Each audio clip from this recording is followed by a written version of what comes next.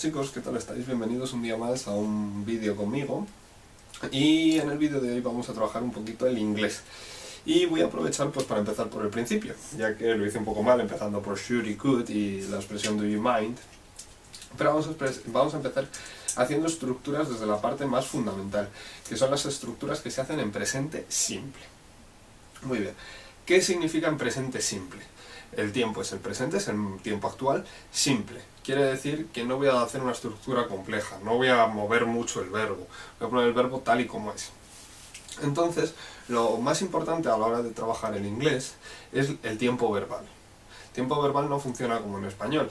Tiempo verbal a veces va a necesitar verbos auxiliares y pese a que no tiene tanto tiempo como en español, perdón, que en español tenemos un montón de pretéritos, un montón de modos, sí tiene muchos movimientos y para eso además utiliza verbos auxiliares y no tiene mucho sentido ese verbo auxiliar, no se puede traducir literalmente el verbo auxiliar, tendremos que interpretarlo, tendremos que aprender a usarlo y a entenderlo. Así que ya que empezamos, pues vamos a empezar desde más abajo, desde el principio. Vamos a empezar haciendo yo os voy a escribir simplemente una frase en presente simple, que es algo que yo creo que todos hemos dicho alguna vez en inglés. I like chocolate. Come on! Choco, choco, clap, clap. Choco, choco, clap, clap. Everybody say chocolate. Muy bien. I, ya sabemos todos que es el pronombre que se refiere a mí, yo. Me gusta o verbo gustar, chocolate. El verbo está en presente. Y bueno, pues simplemente he puesto una persona, un verbo y algo para acompañar que puedo poner o no. Si hubiera puesto simplemente I like, no tiene sentido, a mí me gusta. ¿Pero a mí me gusta el qué? A mí me gusta, pues, yo qué sé, las judías verdes, el pescado. ¡Pescadillo! ¡Venga, pescadillo! ¡Pescado! Bueno, muy sencillo, rematadamente sencillo. Pero vamos a ver qué pasa cuando yo ahora ponga he likes chocolate. Vale, no es que se me haya ido la cabeza, está bien dicho. Ya deberíamos saber que he significa él, likes chocolate. La única diferencia entre esto y esto es que a este verbo le he añadido aquí una S. ¿Por qué? Porque es plural. A él gustan chocolate. No tiene ningún sentido. Es porque en presente simple, y la verdad es que para empezar por lo más sencillo, es de las cosas más difíciles que tiene el inglés y que más cuesta aprender y automatizar, es que en presente simple el verbo siempre va acompañado por una S. Siempre, siempre, siempre. No con un apóstrofo, no con estas cosas que vamos viendo. No. Eso no. Lo que hacemos es añadir al final del verbo una S. ¿Vale? Entonces, si en vez de decir a él le gusta el chocolate, dijera ella juega al fútbol, la haría así. ¿Lo veis? He puesto al final del verbo play una S. ¿Por qué? Porque es él o ella. ¿Lo voy a poner con I? No. Los pronombres en inglés, por si acaso los tenemos un poco mal, un poco pochos, los voy a escribir aquí rápidamente, son I, you, he, she, it, we, you, they.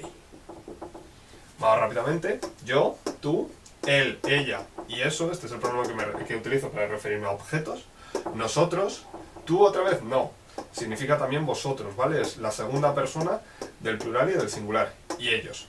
Para cuando hable de la tercera del plural, de la tercera del singular y de esas cosas, para que lo sepáis ver, personas del singular, personas del plural. Primera del singular, primera del plural. Segunda del singular, segunda del plural. Y tercera del singular, tercera del plural. Por lo que cuando yo digo que en inglés, en presente simple, los verbos en la tercera persona del singular llevan S, quiere decir que cuando ponga he, she, it, al verbo le voy a añadir una S. Hasta aquí, la verdad es que bueno, pues simplemente es trabajarlo y acostumbrarnos a decir I go to the park and she goes to the park, que bueno, al fin y al cabo es práctica. Pero se puede complicar un poquito porque las frases tienen varias formas, no solamente en afirmativa. Yo no siempre hablo en afirmativa, también hablo en negativa. Al igual que he dicho, a mí me gusta el chocolate, puedo decir que a mí no me gusta el chocolate.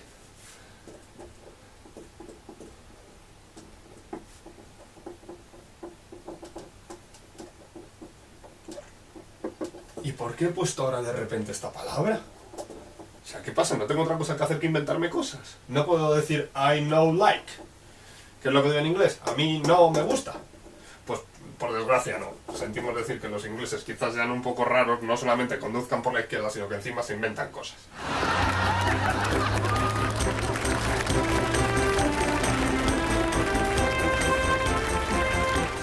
Y aquí pone I don't like chocolate. Este don't es la mezcla de el verbo do, que significa hacer, más not. I do not o don't es una contracción, like chocolate. ¿Por qué he metido este verbo aquí? ¿Qué pinta este verbo si yo estoy hablando de que me gusta? Pues de que, como os he dicho antes, hay veces que voy a utilizar un verbo auxiliar. Y yo, para marcar los verbos auxiliares, me gusta marcarlos con la cruz roja.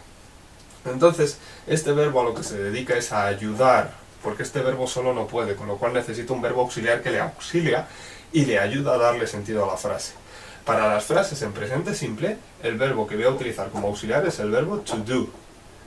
Hay para otras frases en otros tiempos que voy a utilizar el verbo be y el verbo have, pero en este caso vamos a utilizar el verbo to do, simplemente. Así que cuando yo diga a mí no me gusta el chocolate, o a mí no me gusta algo, o yo no hago algo, por ejemplo, yo no corro los jueves, para decir yo no corro los jueves, lo que voy a hacer es decir I don't run on Thursdays.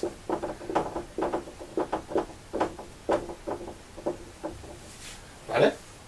Hasta aquí, bueno, vamos más o menos bien. Vamos a probar a hacer una frase en negativa simplemente con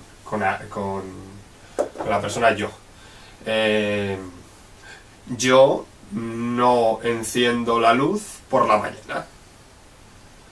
Aquí debajo la tenéis. Espero que la hayáis tenido bien. Muy importante, a lo mejor si habéis fallado en el por la mañana, en estas cosas, bueno, son expresiones, pero muy importante el don't y el encender la luz, o bueno, que es el verbo switch, to switch o to turn, las dos son válidas, en presente. No lo tocamos. El verbo no lo tocamos, porque cuando utilizo un auxiliar, el cambio lo hago sobre el auxiliar. Por eso el not va en el don't, y no, en el do, perdón, y no en el like. Vamos a complicarlo un poquito más, porque antes he dicho que con él y ella yo digo el verbo con la S, es decir, he likes, o he runs, o he paints, o lo que sea. Pero ¿y si digo que a ella no le gusta el chocolate? La verdad es que me estoy agarrando un colo con los rotuladores estos.